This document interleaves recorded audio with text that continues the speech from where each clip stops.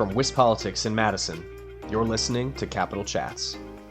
Hello, everybody. This is Kate Morton with WisPolitics here with a Capital Chats podcast brought to you by Spectrum. Today I'm here with Adam Kellenhofer in the office to talk about an interview he did with Democracy Found Executive Director Sara Eskrich. So Adam, tell us a little bit about that interview.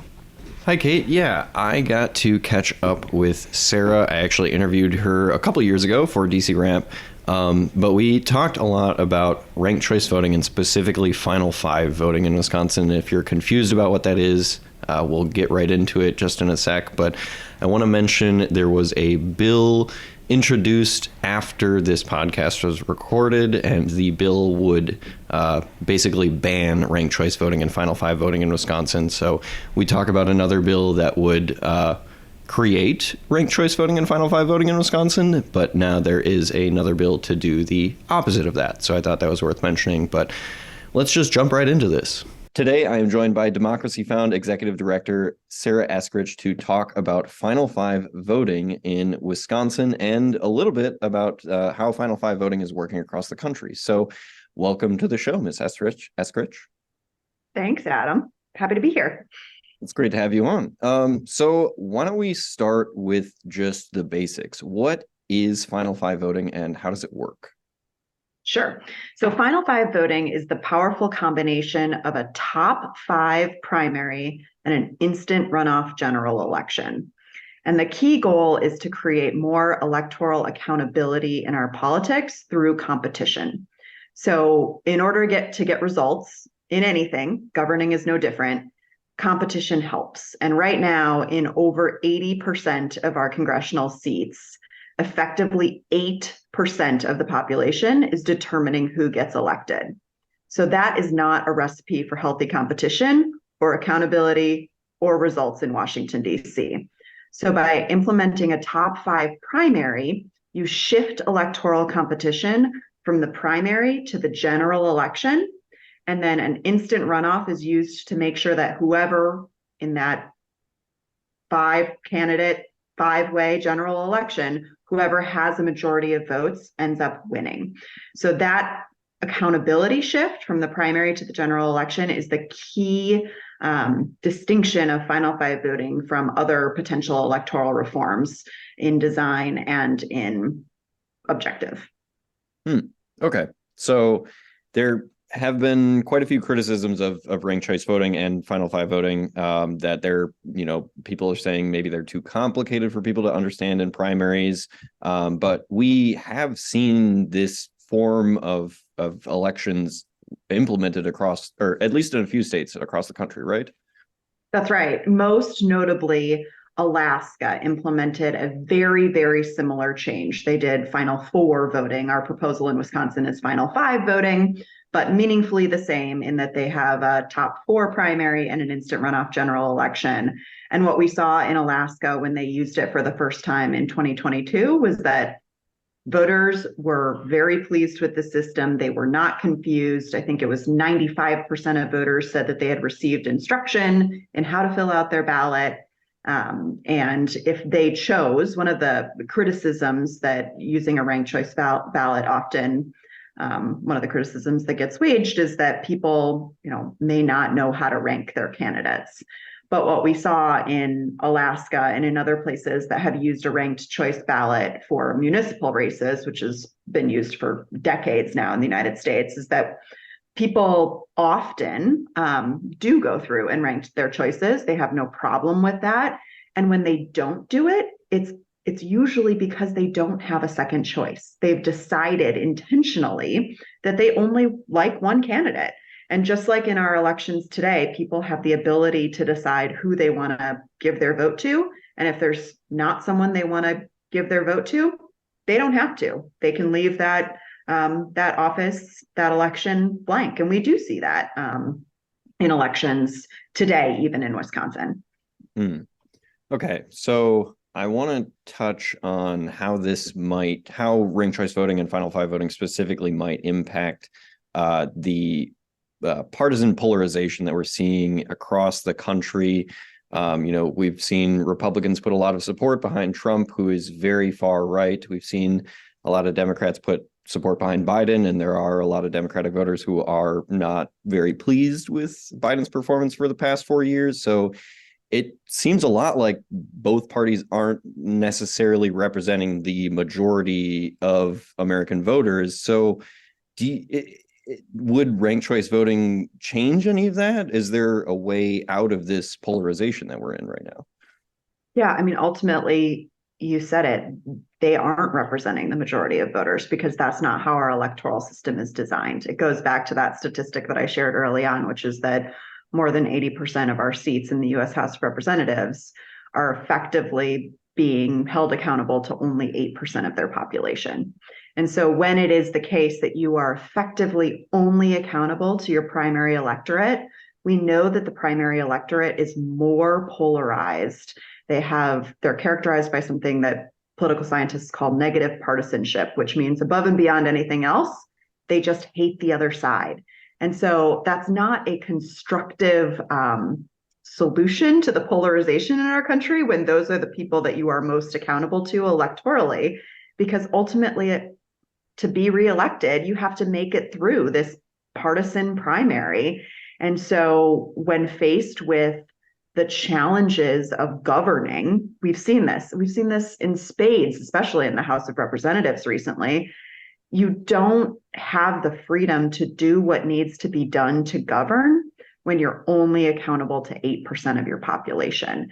And so I don't think, final five voting or ranked choice voting is the cure to polarization in our country. There is no single cure to polarization in our country, but there are many things that need to be done to take the temperature down a little bit. And Final Five is one of those solutions to make it so that the vast majority of us, the often forgotten majority or whatever you want to call it, have the ability to hold our elected officials accountable for representing us, which we don't see all too often, especially in Washington, D.C. right now. And that certainly contributes to the hyperpolarization and, frankly, just the dysfunction that we see when you can't even elect a speaker to potentially govern this messy, unwieldy body. We certainly have a structural incentives problem going on that needs to be addressed. Yeah. I think a big part of the political polarization that we're seeing and the strong two-party system rising has to do a lot with campaign financing. And considering, the two parties usually don't put a lot of backing behind a candidate until after the primary process. That leaves, two candidates because there are two strong parties. With Final Five voting, we'd end up with five candidates in that general election. How do you think that might impact campaign financing? And would there be room for a third party candidate or another kind of independent candidate to get up there on the general election ballot? Well, think about our recent election in Wisconsin in 2022, where we had divisive primaries in both the US Senate race on the Democratic side and in the gubernatorial race on the Republican side. And those inter-party fights, disagreements draw down a lot of resources. I mean, particularly on the Republican gubernatorial primary side, it was a destructive primary in terms of money being spent, attacks being waged. And then ultimately, you only get one candidate out of that primary and have to go to a general election and try to make your case that, hey, everybody in our party, come rally behind this person that we've spent months destroying and beating up with all of these dollars. And then in the end, what we also saw for really the first time earlier in 2020, but more again in 2022, both in Wisconsin and nationally, was this influx of other party money into the alternative parties' primaries to try to advance the weaker candidate out of primaries. So you saw Democratic dollars coming into the Republican primaries, again in the gubernatorial, and then again in the Supreme Court race, conservative, liberal, as opposed to Democratic, Republican labels there, but same deal, where all of a sudden money can make a really big difference in some of these primaries. Whereas under a Final Five system, I'm not going to pretend that we're going to solve the problem of money in politics with Final Five voting.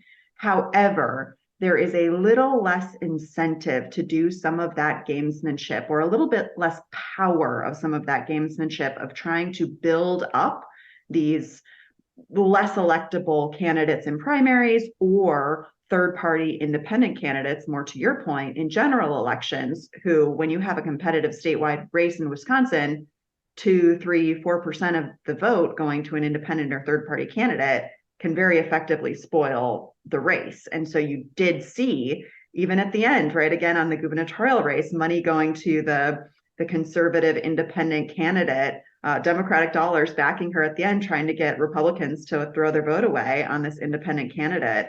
So that sort of gamesmanship, again, is less incentivized under a system of Final Five, where you get that second choice ultimately in the general election. We do make sure that someone doesn't win with less than a majority of support of the general electorate. So no cure-all to these problems. These are big, complicated, messy problems, and I would be wrong to overpromise.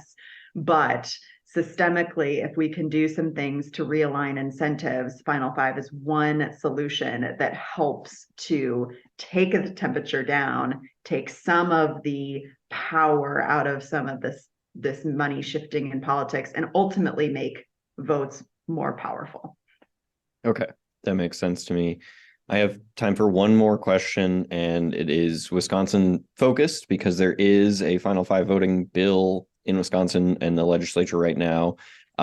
There are some Republicans who are opposed to it, and here's kind of where the partisanship comes into play with Final Five voting. You're going to have to get at least some Republicans on board, if you even get all Democrats on board, to pass this Final Five voting bill in Wisconsin. So what do you think the chances are of getting enough Republicans on board to get it across the line?